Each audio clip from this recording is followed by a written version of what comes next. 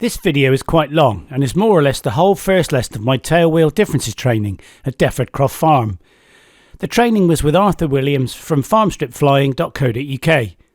We covered ground handling, stalls, steep turns, and I followed through on the controls for 2 landings. We also flew along the ridge of the Malverns, which was breathtaking, along with a low approach to one of Arthur's mates' farm strip. I started learning to fly in 2013 and it took me 7.5 years to get my PPR licence due to a debilitating fear of flying. I created this channel to show some of my training and what's next for my flying hobby and to prove that it is possible to overcome a phobia. Welcome to the Phobic Flyer YouTube channel. So this is actually quite a good taxiing speed, nice and slow, particularly on high wind days. Yeah. The one thing I'm gutted about is I only had the one GoPro camera working. And are you familiar with the weave that we do with tailwheel aircraft? I've seen it on, I watched the... Yeah, okay, so the weave, the reason we do the weave is obviously because we can't see directly out in front of us. No. So what we do is we look into this immediate area here and see that it's clear, and then we manoeuvre the aeroplane into it. And as we're manoeuvring into that, we're then checking over there to see that that area is clear, and then we manoeuvre into it. Okay. And that's all we're doing, is we're just simply manoeuvring the aeroplane from left to right, just to make sure that everything ahead of us is nice and clear. Yeah. That makes sense, right? Absolutely, yep. Yeah. Alright then, Andy, so what I want you to do is take the controls with your feet on the rudder pedals, put your hand on the throttle here to control power as required, and then your right hand on the stick, and then just keep the aeroplane going and keep that nice healthy weave going. Okay. I was a bit apprehensive, but Arthur soon made me feel comfortable with this aircraft, and I really did feel comfortable with this aircraft. This aircraft is 81 years old, the Piper J3 Cub. Yeah, that's very good. It's a shame I only had the one GoPro working because we had some stunning views. Yeah, mate, that's brilliant. Well done. Cool. Yeah, nice use of the throttle as well. A lot of people are doing this with the throttle when they first start. But yeah, it's best just to try to keep nice, gentle inputs and consistent power settings. Yeah. But you need to swing it around. Keep on. Yeah, so come round to the right, because you'll find that because of the slipstream effect and the torque on the propeller, the aircraft really doesn't like turning right. It's much easier to turn left. Okay. So swing it round now, so a little bit of power. And we turn the other way in a second. I do feel how different it is. Brake as well or not? Yeah, if you need to. Give it loads of power though. So use that aeroplane slipstream to overpower the wind. Now what you're going to get is the tail wheel will be locked out, so you'll find it hard to get her back. Oh no, well done. That's it. Yeah, great. That's really good handling, well done. So what happens is the tail wheel on this aircraft locks into the rudder anywhere up to 30 degrees either side. Oh yeah, I've heard about that. And then when it goes beyond 30 degrees, it breaks out and it's then fully castering. Oh yes. So when we turn on through 180 like we did there, the tail wheel will be locked out. And then when you want to start going straight again, you'll find that the aeroplane just wants to keep turning because the tail wheel's locked out. Yeah, so you just have to give it a bit of rudder and a bit of whatever. Yeah. Anyway, so there you go. But anyway, let's practice going up and down again. Okay. Just keep, I want you just a couple more laps of up and down, back to where we did and then back again. Yeah, okay, cool. Brakes on the heel and rudder on the toe, which is different to the PA-28. Yeah, that's brilliant. Well done. Alright, spin her around now. Then we'll go around to the left, spin her around, take her back down to the bottom. I'm pretty confident that you got the hang of that. So now think about the wind position. So we want to ailerons that way, and now the wind's behind us. We want to stick forward. That's it, centre forward. Don't forget about your power and rudder. Yeah. You'll get used to it. You'll get used to it. Yeah. There is a lot to remember.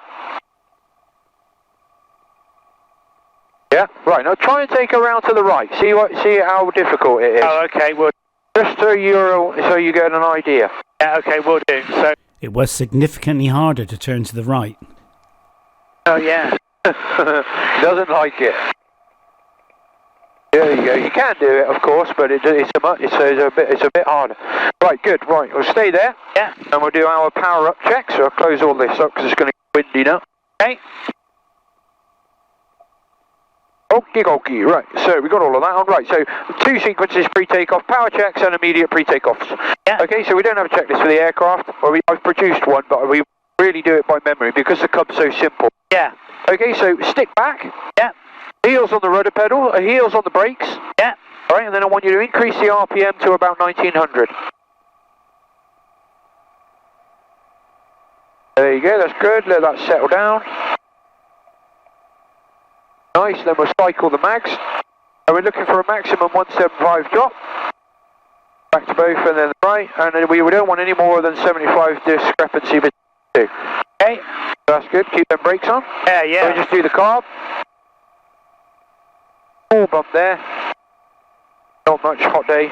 Okay, now idle the power nice and gently, all the way to make sure that she's happy at slow running. Which she is. Reset to 12. I think I'd still need a checklist for a while. That's great. Right, power check's complete.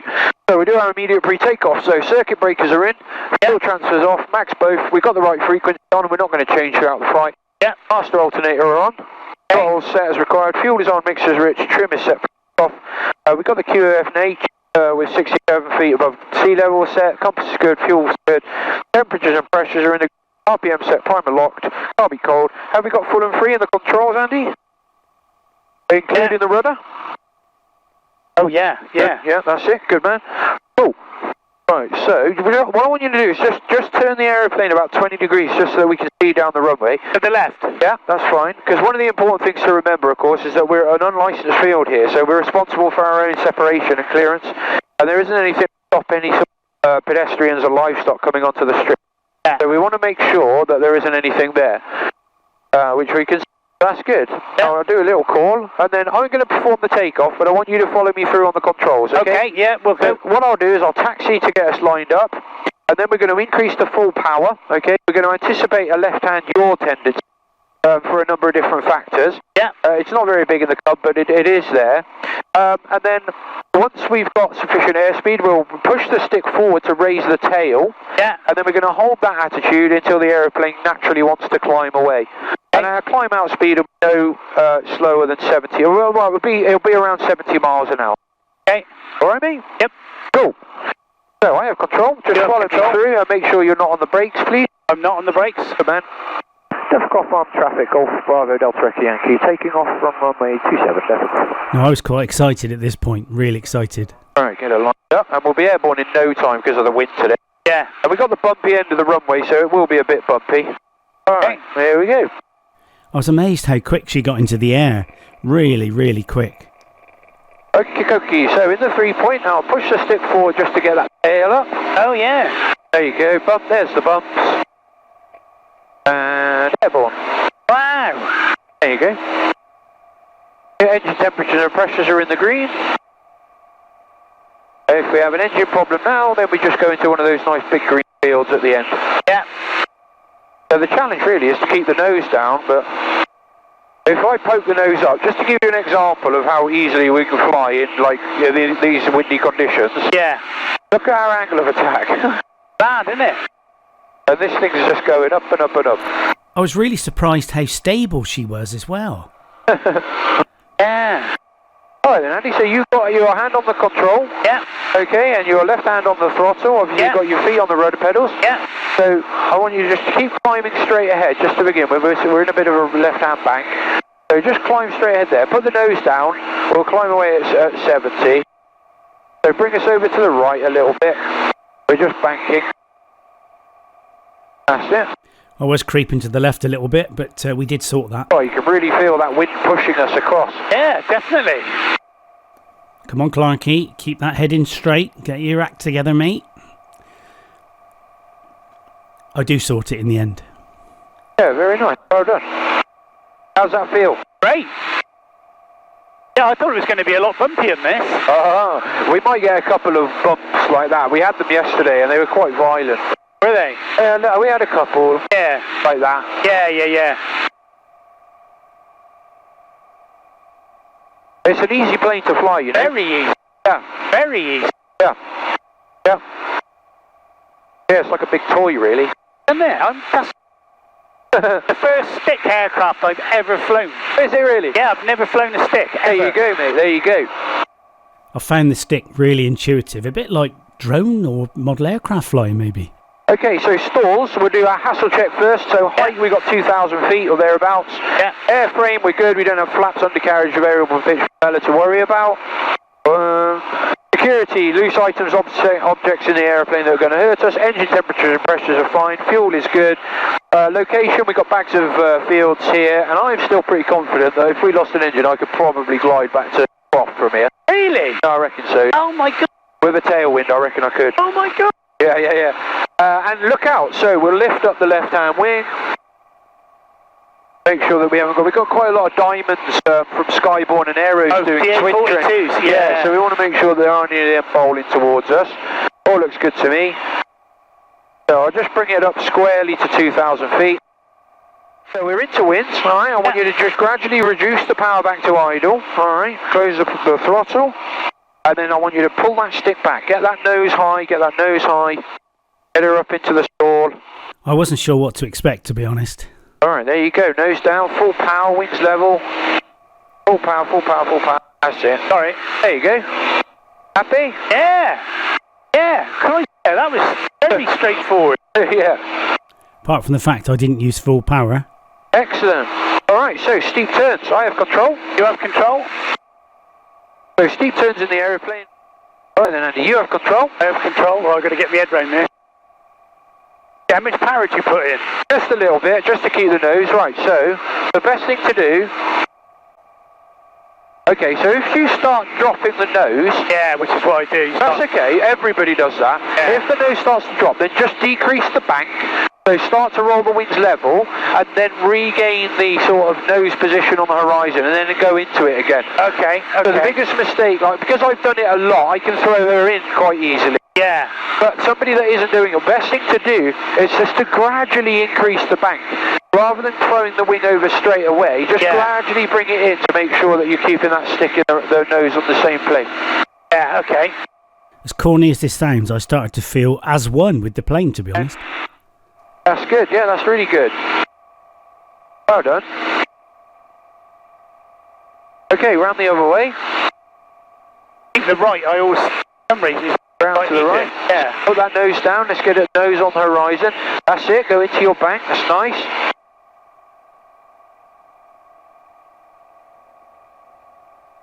Great job, yeah, well done.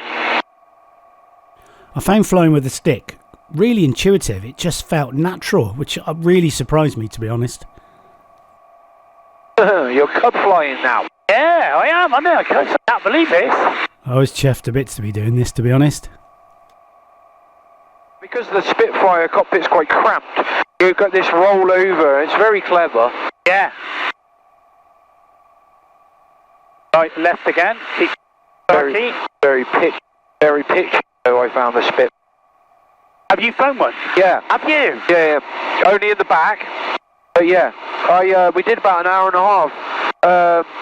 We were doing filming for Channel 4. Oh, right. And I found that because of the leading edge of the wings, where the wing chord is, and where the centre line of thrust is, they were quite a lot apart. Yeah. And that made the aeroplane at that speed quite pitchy. I found that it's very sensitive in pitch. Really? Yeah.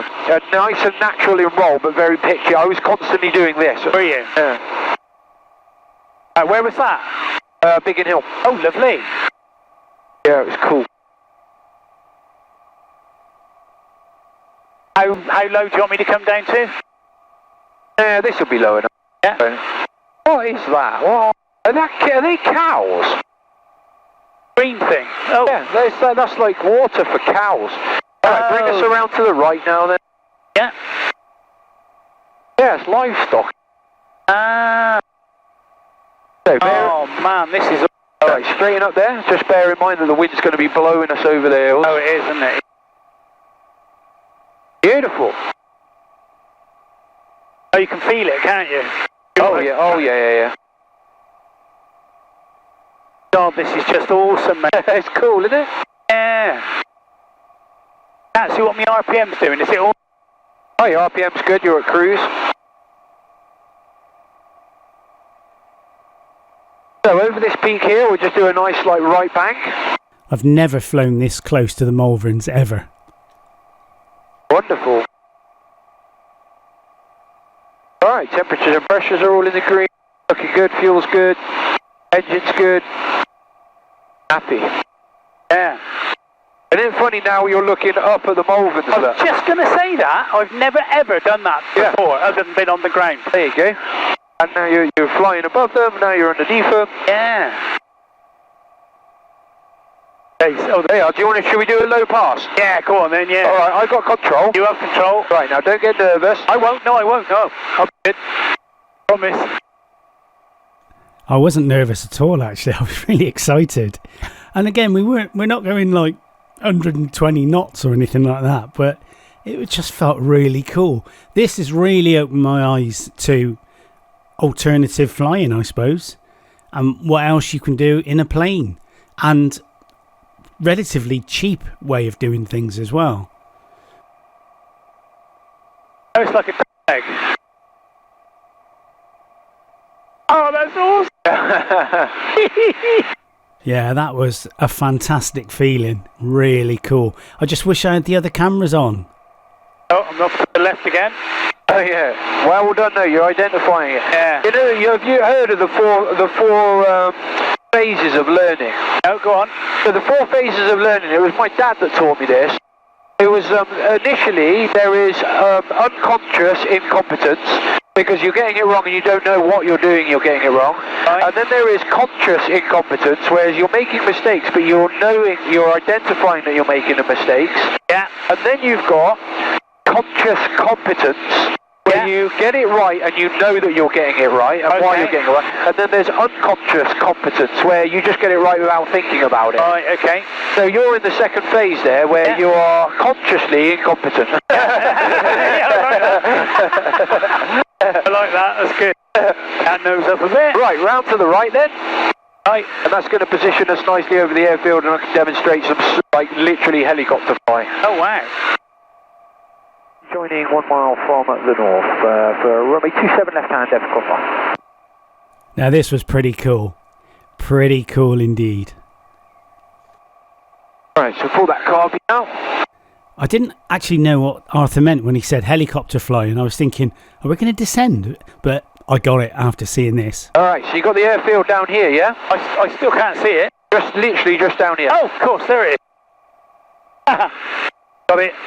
Come on, Clarkey, wake up. It's just underneath you, mate. Right, I'm going to swing around into wind, and we're going to go helicopter mode. Oh, lovely. Alright, so 1,000 feet.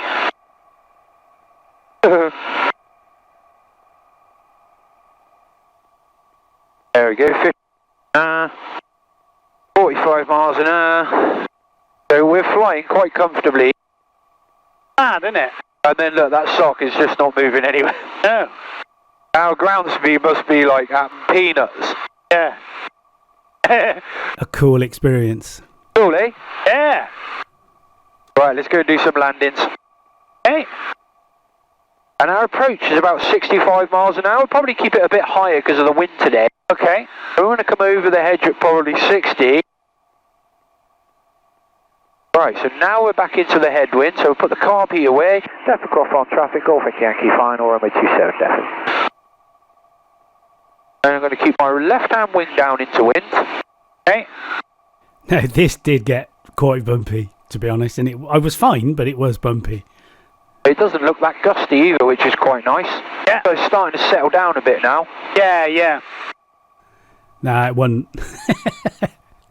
There was nothing subtle about this, but it was great, and really, really enjoyed doing this. It got quite gusty now as we got closer to the ground. Can't really see it, to be honest, on this video, but it was choppy. Off the power. Bit of a bounce, hold her on, a bit of a balloon. Little bit of power just to arrest that descent. Yeah. And then we plonk down. Stick down. And right down. And we're down. Excellent. I'll tell you what, might be a bit of a handful for you today, Andy, I think. Yeah, with the landing. Yeah, that's fine. Is that right? Because that was a handful even for me. I was going to say, yeah, that felt like... Do you want to do another circuit and I do the landing? Or are you happy? You want to do that? Or Yeah, do you want why to not? Yeah. Alright, yeah, cool. So we're looking to land with all 3 points at the same time. So when we come into the flare, we're holding that stick back and we're landing at like with all 3 wheels at the same time. Ah, okay. That's the plan. Okay. Because I haven't got the other GoPros, there's no engine noise, which does sound a bit strange, but on the next video I'll have all 3 cameras on and we're up. Get a bit of a bounce before you sort of rotate, but yeah, cool. It sort of meanders off the ground, doesn't it? Yeah.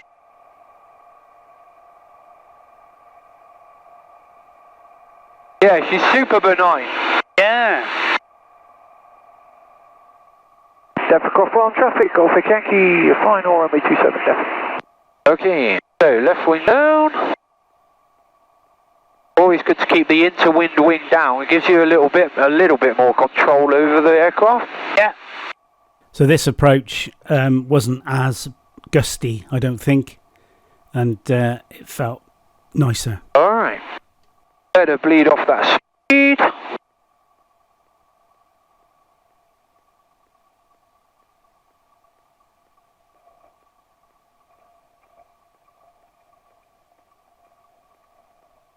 And we're down again.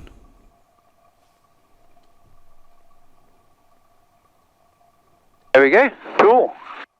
It's a little strange for me not to be able to see out the front, but hey ho. Right then, Andy. We'll get out of this turn. Okay, you have control. I have control. And taxi us back to the hangars, please. No, we'll do. Make sure that it's a much calmer fair weather day, and so you can do the landings and you will see just how little rudder input is required. Okay. Yeah, definitely. And what would that be the next stage for me? Your landings now. Really? Yeah. Honestly, yeah. straight away? Yeah, oh, yeah, definitely. wow. Yeah, because you can already fly an aeroplane. Yeah, I suppose, yeah. So, you know, the upper air work is more or less the same. Not much changes for flying the aeroplane.